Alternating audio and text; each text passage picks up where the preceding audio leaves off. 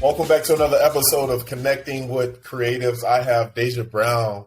She is a graphic designer, illustrator, and I came across her portfolio on LinkedIn, and I was just like, hey, I have to have her on the show to tap in with her and get some insight and perspective from, your journey. So welcome to the show.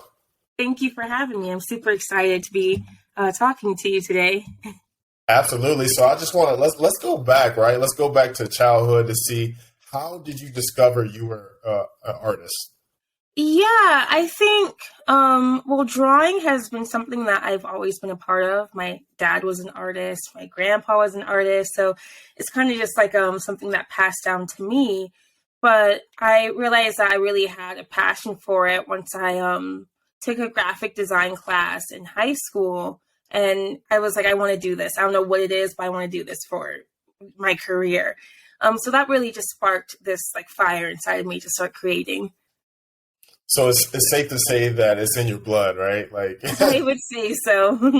You were born with it, with the gift. So I honestly appreciate it. Your portfolio, the aesthetics is very unique as you. I haven't seen anything like it. And I come across a lot of portfolios, throughout the day. So, so tell us, how has your education played a role into your natural gift of, art?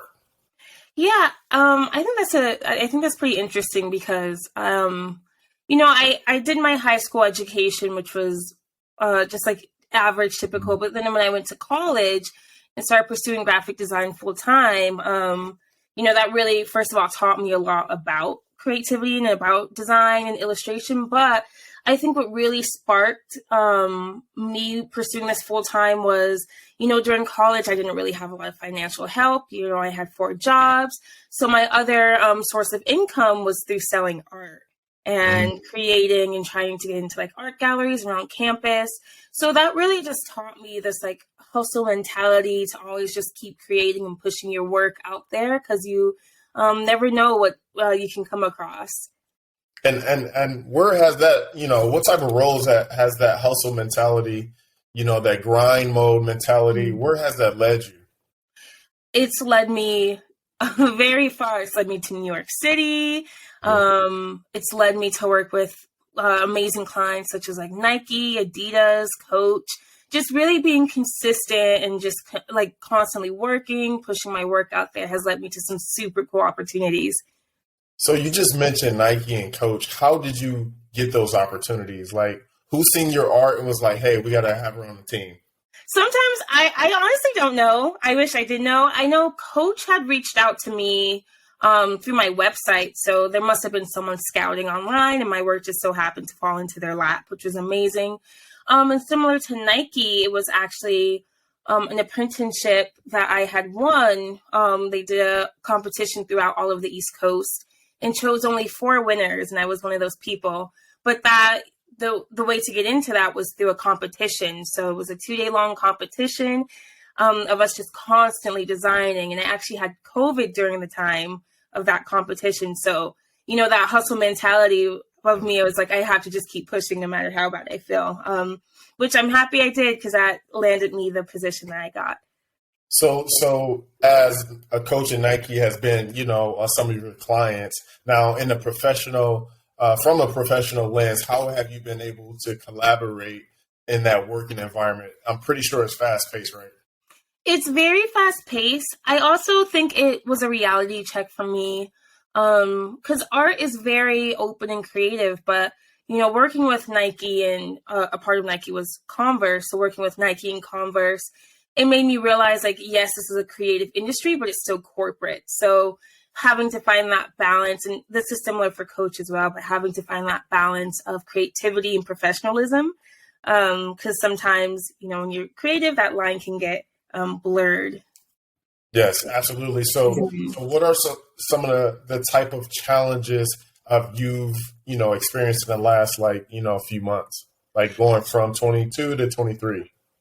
Yeah, I think, there's a couple of challenges. So the biggest one that I'm dealing with right now is my apprenticeship ended. So now I was like recentering myself. You know, I had a stable position for 7 months, and now I'm back to freelancing and back on hustling. So really just recentering myself and connecting back with my creativity.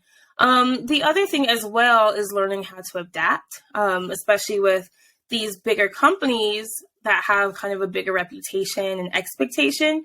Learning how to adapt to their style and how to work with team members, and really learning that style that they have and making sure that I can put that across all of my different designs. So what do you think will be helpful to help you like ramp up, if you will, like to learn that, that environment, the language, and, that pace? Honestly, the only thing that could have been, and which was helpful, was just really deep diving into it. Before I had worked with Nike, it was mostly like freelance clients I had gotten, but this was more like you're going into the office, you're designing. So there was really no way to prepare me for what it's like to be in a corporate creative setting, outside of just really diving into it. Nice. So were you spending like, long nights? Were you taking work home? Right. Let me ask you that. Were you taking work home on a regular basis? It was yes and no. So there was times where we were just slammed one week, times where I was like, what, there's nothing to do. And it was actually a remote position. So I would work from home, but they would fly me out to Boston, which is where Converse's head is located. They would fly me out to Boston once a month. So during that time, it was all hands on deck. But at home, it was also all hands on deck, but learning that balance of like work and life. Right. So how were you able to find that balance? Because, I work remote, right? And it's sometimes it's challenging when you have a family, when you have a puppy, you have Amazon coming. What is your routine to kind of like get centered, if you will, and focused?